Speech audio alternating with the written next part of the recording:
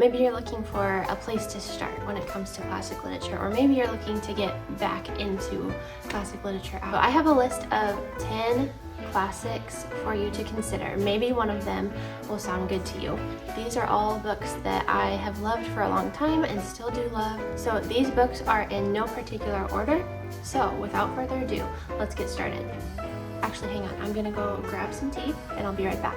I'm back and I have my strawberry matcha latte, and it's made with oat milk in the mix, and it's so good, so creamy and delicious. Hi, my name is Megan, and these are my personal recommendations for getting into classic literature. So the first one that I have on the list is Rebecca by Daphne du Maurier. This is more of a modern classic. It was written, I believe, in the 20s. This is the same author who wrote The Birds, which was an Alfred Hitchcock movie, turned into an Alfred Hitchcock movie. So maybe you've heard of that. If you haven't heard of Rebecca, they've also recently made a movie of Rebecca, and then there's also an older Hitchcock movie of Rebecca as well.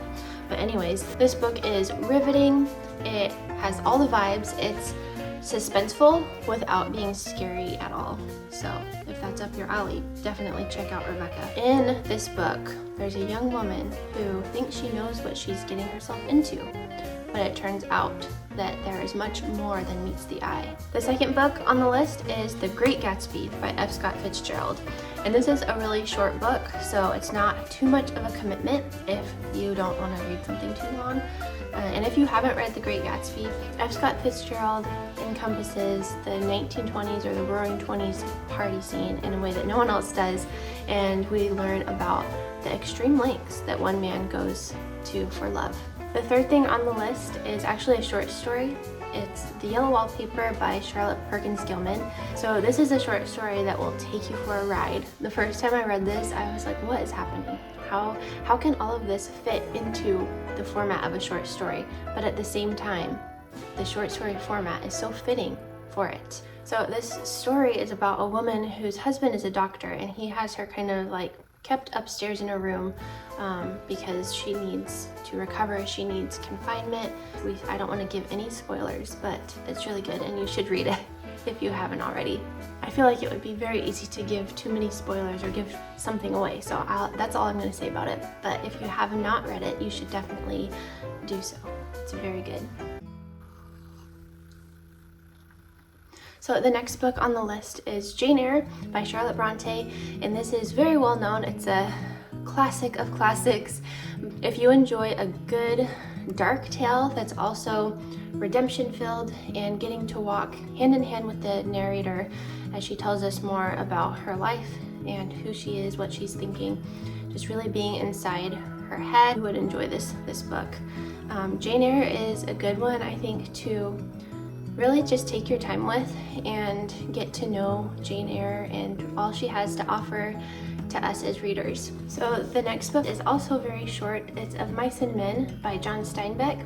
This is actually a novella. You can see how short it is. You could probably even read this in one sitting if you wanted to. This is a good classic to start with because it is so short and it's very famous and well known. So we follow the story of two friends, George and Lenny, as they face the hardships of being field workers in Great Depression era America. The next one on the list is another very short book called, it's a novella as well, and it's Metamorphosis by Kafka.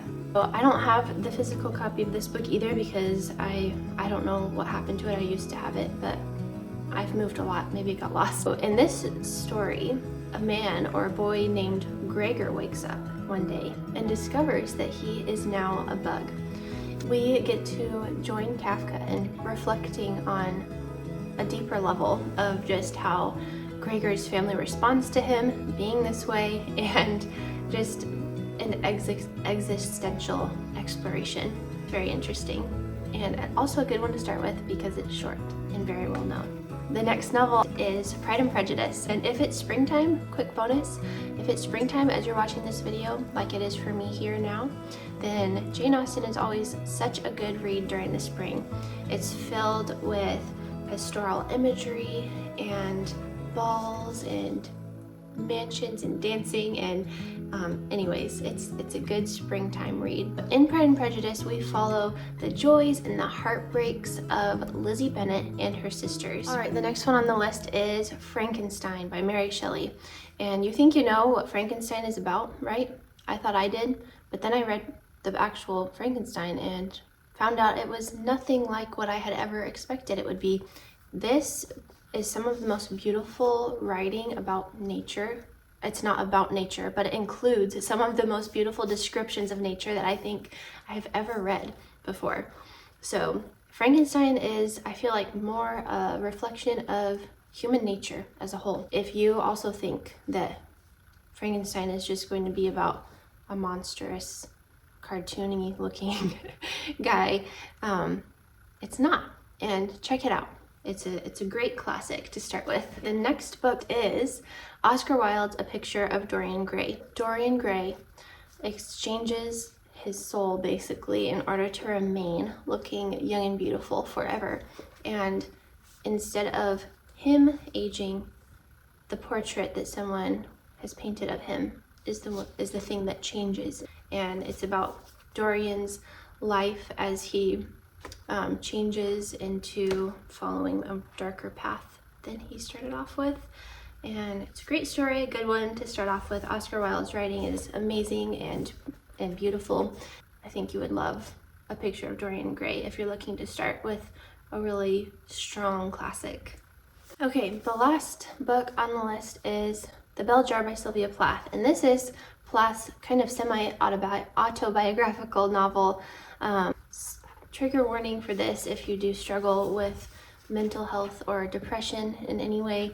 Just to be careful, maybe read this with a friend. I don't know, I'm not an expert offering advice. Just do be warned that there is content in this book that could be triggering for anyone who's struggling.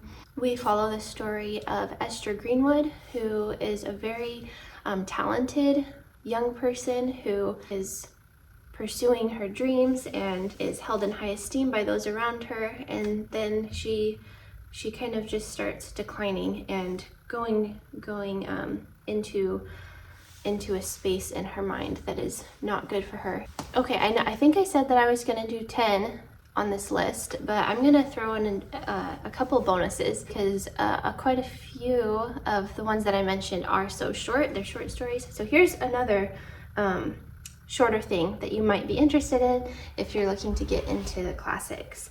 So this is a play by Tennessee Williams, A Streetcar Named Desire. So if you're in the mood for a romantic but very melancholy, sad yet beautiful story, then definitely read A Streetcar Named Desire by Tennessee Williams. As a last bonus, The Awakening by Kate Chopin. So this is an early feminist novel, and kind of this is like an anchor in feminism, in early feminism. And in The Awakening, we read about Edna Pontellier, and she lives in New Orleans, so that's a whole vibe in itself. It's the New Orleans kind of scene in the late 1800s. So we read about Edna's struggle internally and eventually externally too, her struggle with just what it means to be a mother and a wife at this time and in this place, essentially. This one also, trigger warning, kind of like The Bell Jar. Just be careful as you read it if you do struggle with that. But The Awakening is definitely a strong classic in modern day feminism if you're interested in that. It's a really good one to start with. All right, and those are all of the books that I have. So thank you so much for watching if you've made it this far. And definitely let me know if any of those classics sounded good to you. If you found this video helpful to you, be sure to like it and consider subscribing as well. I'll see you in the next video. Bye!